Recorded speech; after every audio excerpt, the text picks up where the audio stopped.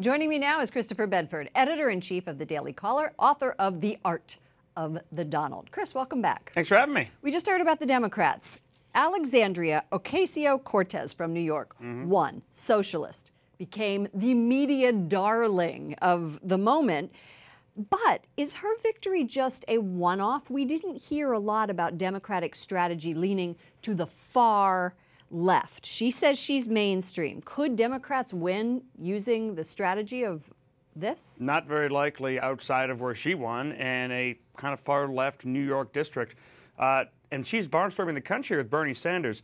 I think Democrats, though, have an issue here where Bernie Sanders and Ocasio-Cortez and the hard left are two of the only people who are talking about economic issues, working class issues, poverty, drug addiction, these kind of things. And they're coming at it entirely with a socialist message.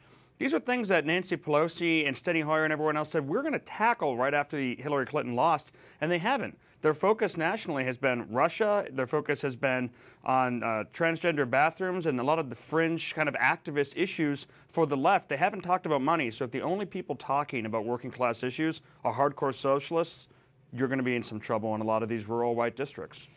Let's go back and to what we heard from Mark say. The FBI released documents wiretapping the former Trump campaign advisor Carter Page. The Democrats say, hey, they were doing their job. They were getting judges to approve surveillance of a man who was meeting with Russians, and Republicans have a completely different side of this, saying that the warrant was tainted and relied heavily on an unproven dossier paid for by the Clinton campaign.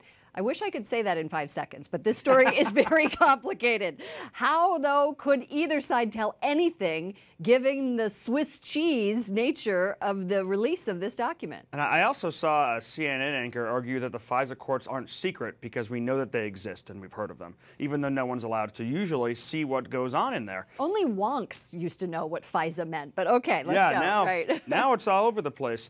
It is deeply, deeply troubling if U.S. intelligence services, many of which as leaders have come out since then and come out as severely anti-Donald Trump, if they were using opposition research paid for by the opposition party to then justify a sort of surveillance of somebody and then confirming it, which is another one of the things they're asking for, confirming it by saying we found this in Yahoo News as well, when it turned out the Yahoo News had been reporting from the same source.